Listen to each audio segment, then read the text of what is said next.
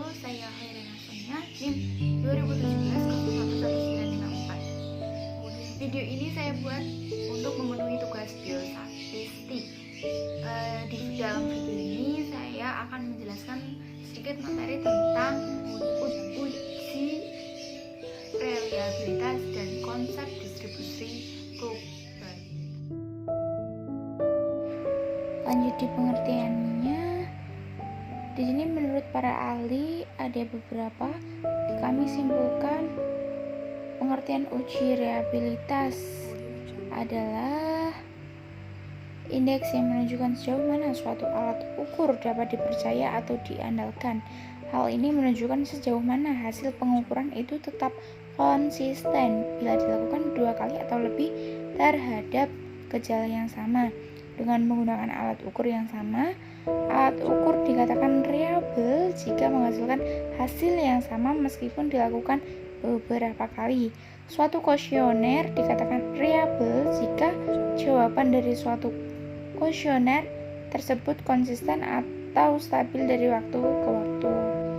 Jenis uji reliabilitas terdapat macam-macam cara agar dapat kita gunakan untuk mengetahui dan menghitung reliabilitas. Pemilihan teknik maka yang digunakan biasanya didasarkan atas bentuk instrumen maupun selera bagi peneliti. Penggunaan teknik yang berbeda tentunya akan menghasilkan indeks reliabilitas yang berbeda pula. Nah, ini adalah contoh beberapa teknik mencari reliabilitas yang akan ditentukan. Yang pertama, Spearman-Brown. Yang kedua, Flegel. Yang ketiga, Ruslon. Yang keempat, Rader-Richardson. Yang kelima, KR21. Selanjutnya, Hoyle. Yang terakhir, Alpha. Selanjutnya di karakteristik reliabilitas. Sebuah tes dianggap memiliki reliabilitas yang baik harus memiliki kriteria karakteristik sebagai berikut. Yang pertama, reliabilitas merupakan milik dari satu set nilai tes, bukan milik tes itu sendiri. Artinya, suatu tes dikatakan baik apabila dapat menghasilkan skor yang cukup akurat.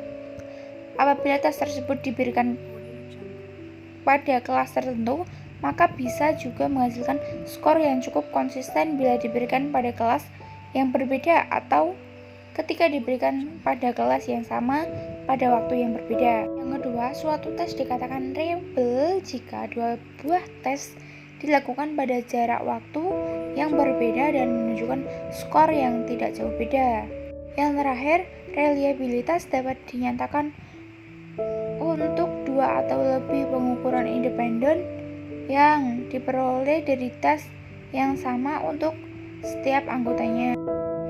Selanjutnya di metode pengujian reliabilitas instrumen. Yang pertama, metode tes ulang atau test retest estimate reliability. Uji reliabilitas dengan metode tes ulang digunakan untuk mengetahui sejauh mana suatu pengukuran dapat diandalkan. Uji ini dilakukan sebanyak 2 kali pengukuran pertama dan ulangnya. Setelah kedua tes tersebut dilaksanakan, selanjutnya hasil pengukuran yang pertama dan yang kedua dikoreksikan dan hasilnya menunjukkan reliabilitas dari tes ini. Nah, di sini ada tabel 1 sebagai contoh metode yang pertama. Diupayakan pada sekelompok sampel dan hasil skornya diberi notasi X. Selang beberapa waktu, instrumen tersebut diujikan kembali pada sekelompok sampel tersebut. Hasil skornya diberi notasi Z. Kemudian hasil tersebut disusun di tabel pertama. Harga-harga jumlah kemudian dimasukkan dalam rumus korelasi produk momen sebagai berikut. Lanjut metode yang kedua, bentuk paralel atau equivalence. 2 buah tes yang mempunyai kesamaan tujuan, tingkat kesukaran, dan susunan tetapi butir-butir soalnya berbeda. Dalam istilah bahasa Inggris disebut alternate form methods. Pengujian reliabilitas instrumen dengan cara ini cukup dilakukan sekali, tapi instrumennya 2. pada responden yang sama, waktu yang sama, instrumen yang berbeda.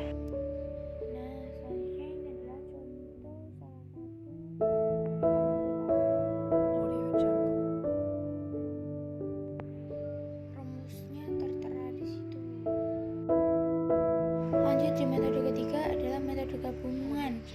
Pengujian reliabilitas ini dilakukan dengan cara mencobakan dua instrumen yang ekuivalen itu beberapa kali ke responden yang sama.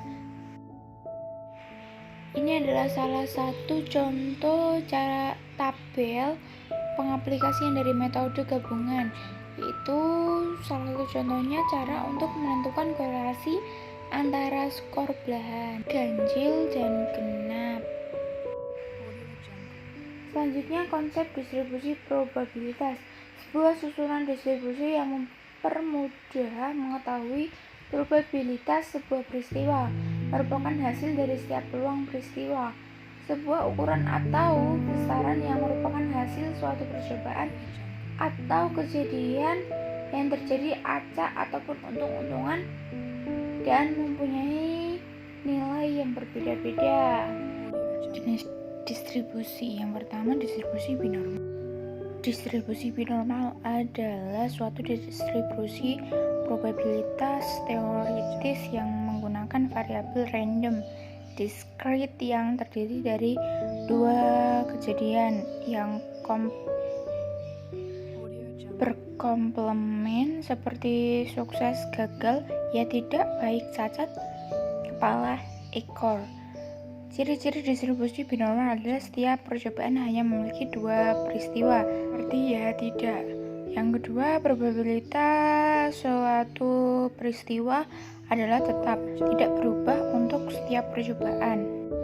Percobaannya bersifat independen, artinya peristiwa dari suatu percobaan tidak mempengaruhi dan dipengaruhi peristiwa dalam percobaan lainnya. Jumlah atau banyaknya percobaan menggunakan komponen percobaan binominal harus tertentu.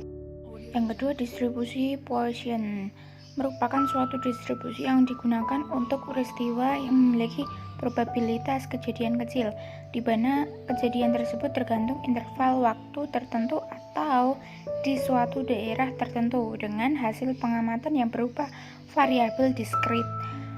Nah, ciri-cirinya sebagai berikut. Banyak hasil percobaan yang terjadi dalam suatu interval waktu atau suatu daerah tertentu, tidak tergantung pada banyaknya hasil percobaan yang terjadi pada interval waktu atau daerah lain yang terpisah.